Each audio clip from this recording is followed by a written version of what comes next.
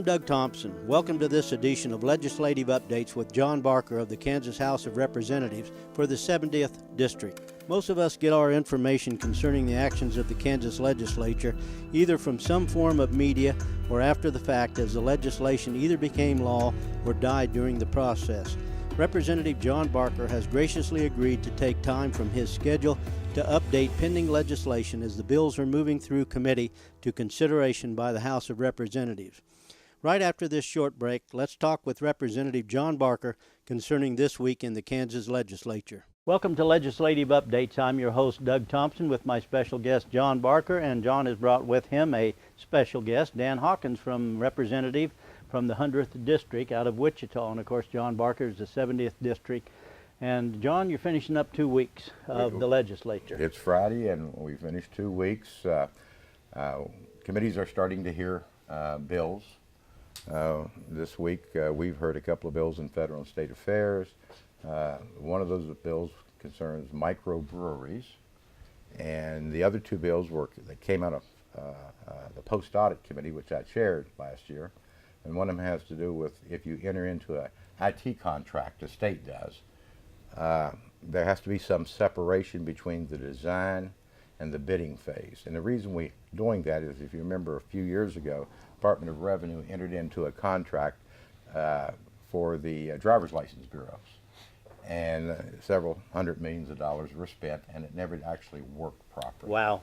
So with this, it's a little bit of transparency. If you design it, because some companies may want to design, use a design that they presently have, and no other company can actually bid on it. So here we've got a little transparency with you design it, and then we'll let others bid on it. And then we had another hearing on a bill that had to do with the the statewide audits. And Dan's on post-audit with me, and he's familiar with both those bills. But I'm not sure that any committee has actually passed a bill out of committee yet. And we've not run any bills on the floor. But I think I'm going to be working a couple of bills next week, and of course hearing other bills. And so we're getting into the mode that we start working every day, hearing bills, working bills, and then putting them on the floor. And there's a lot that goes on behind the scenes. I've learned over the couple of years we've been doing this. So let's go back to that first topic that you brought up, the microbreweries. I'm going to guess there was quite a bit of people listening attentively to that. They were, microbreweries are kind of a new concept in the last 15, 20 years. Manhattan has the largest. But a lot of the rural communities,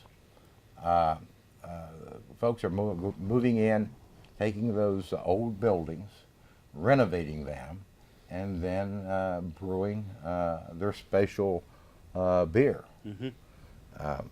I know there's some talk that in Enterprise, I know the banker, Ted Pugh over there, they own the building across from the bank. They've talked about doing a microbrewery and the Carrie Nation museum. Because she had come to Enterprise. They thought that would be a novelty. And it's a form of economic development for those rural communities that are losing population to get people in. They also have specialized restaurants with those microbreweries. Mm-hmm. So it's a destination, not just a lunchroom. Right. What is it about, what would the legislature be doing with the breweries? We already have them in existence. But we do have some regulation. What they're looking for in this bill is that if you have the capacity to brew more than you can use, then you can then transfer that, keeping the state limit, which is 60,000 barrels. That's not going to be touched, to another microbrewery, so that they may have your variety in their establishment also. And again, if you have the capacity and they don't have that amount of capacity, they could give you their formula and you could actually brew their beer and then ship it back to them. Presently, they can't do that. So it's just allowing them to interact with each other, and if they can help each other, or if they have an overstock of a certain, they can send it to. But there are some limits on that. And as I said, the 60,000. So if they transfer it, it still counts against them. counts towards the 60,000? Right. Okay. All right. I know that, you know, that whole concept kind of started as, well, I'll do this in my backyard and make my own home brew and stuff. But then it actually turned into, there were some that were successful, like you mentioned in Manhattan, and some of those were extremely successful, which of course helps the, it helps the, if handled properly, it helps the local economics, yeah. And there is no microbrewery that's even coming close to the 60,000 barrel. And they anticipate maybe it could be another 10 years before they would get to that capacity, because it is all local. But it does just give them another avenue if they have an overage in one area, that they can take it to another microbrewery and they can sell their product. Okay. Right. And there was no opposition to the bill. There were proponents to it. One neutral, which was the ABC, because the carrier of the bill, when it introduced it, had worked with all the different agencies, and that's the best way to do it. So there is no opposition. Okay. All right, we got to cut away, take a break. We'll be right back. You're watching Legislative Updates. Welcome back to Legislative Updates. I'm your host, Doug Thompson, with guests John Barker and Dan Hawkins. And John, let's go back to what else did you want to share with us in regards to what's happened since the past 2 weeks of legislature back in session? Well, one of the things that of interest is KanCare, which is the state of Kansas's Medicaid program. And so I brought the expert with me, the chairman of the Health and Human Services. Dan's been navigating this course since 2013 when we first brought it in, and now they're looking at another, going from KanCare to KanCare 2.0, and there's some concerns. There's a lot of concerns. We had a hearing. Dan had a hearing yesterday concerning the reimbursements under KanCare 1, and we're getting it down where it's doing better than it did initially. But Dan, you want to talk about that a little bit? Well, thanks, John. KanCare 2.0, of course, is just a concept of where we go from here. So we've had KanCare, our original KanCare program, since 2013. So we had a 5-year demonstration period.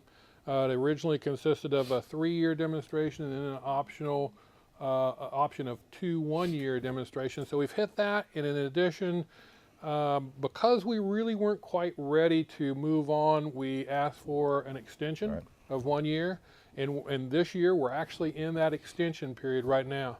So the next step is to apply to CMS, the Center for Medicare and Medicaid Services, for our new contract period, which is called KanCare 2.0. So there's been a lot of pushback, John, from that. I know, I've heard of it. Yeah, it's really kind of caused a firestorm here in the State House. We've had really, there was a period where there was very little information coming out. We heard about what they were going to do, but we really hadn't heard of what the ultimate cost. And you and I are always concerned about cost, and KanCare Medicaid system is a huge driver in our state budget. So this particular piece, we found out last week was going to cost us $150 million in new money, and I'm not sure. Better look at Doug there. He's a little shocked. How much is the program costing right now? The program costs several $1 billion. Really? But it's you know, basically what they were trying to do is kind of appease various constituencies, and so they threw a lot of new policies in there, and nobody really stopped to figure out what those were going to cost until just this last week. And when it came out, boy, it caused a firestorm, Doug. It really did. Well, Dan, in regards to the plan, when KanCare first started, how many people were in it the first year, and how has that grown over the life of it? I would say it was between like 390 and 400,000 at the start, somewhere in that area. We're at about 450,000 people. You know, for a 3 million person state, that's a lot. About 20% of our population is in the Medicaid system, and so the cost is astronomical. You know, last year we talked about Medicaid expansion quite a bit. I wouldn't say that that's over, but right now it's a little bit hushed, simply because of some of the other things that we have driving the ship this year. You know, education and some of that stuff. But Dan, explain KanCare. KanCare is our Medicaid program, which has managed care.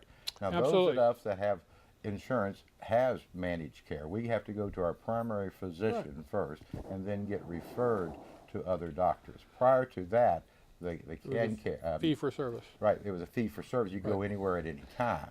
So So KanCare has saved money. Absolutely, and actually, Doug, KanCare over the first 5 years has saved $1.4 billion over what the old fee-for-service program was. So KanCare's whole premise was managed care, having private companies like an insurance company manage those systems for the state.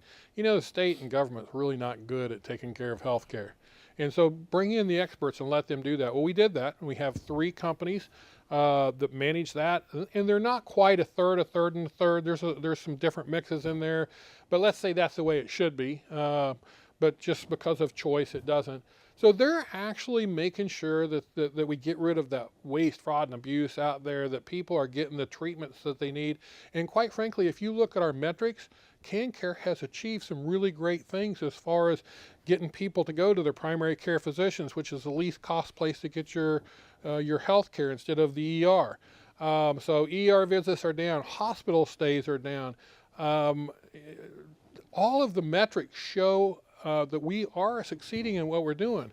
But sometimes, you know, people don't like being told what they need to do. And so there's always some form of pushback from people because they're being forced to do certain things. But that's what managed care does, is it makes sure that we do not duplicate or waste our resources, and that people are getting the best quality care we can get.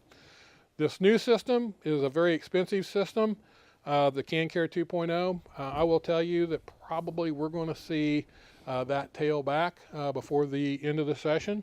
I've been working closely with the governor's office to pare back those pieces that we don't need, try to bring the costs back in line, and still get some new policy pieces in there that'll be good for people. Okay, so when you talk about the savings through KanCare, is it because of the efficiency? It is. Well, it is. It's because you're not having people get services that they don't need. You know, it's easy for a person to go to the ER. That's probably one of the worst things that was happening in the fee-for-service arena. Is there was nobody there to say, no, you can't do this. You should do this because this is a better cost and actually a better outcome. And so people would just naturally go to the ER. They wouldn't go to a doctor. Now people actually have and are gaining relationships with their doctors, becoming more in tune to lifestyle changes and issues, and costs are coming down because of that.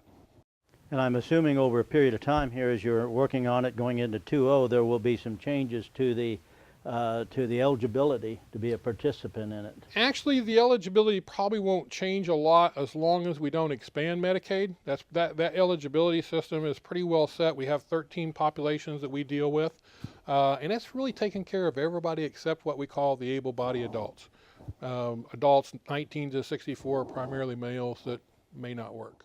Okay, well, we're going to cut away and take a break. When we come back, I'm going to ask you a little bit about the difference of that KanCare versus the Obamacare that you see in place.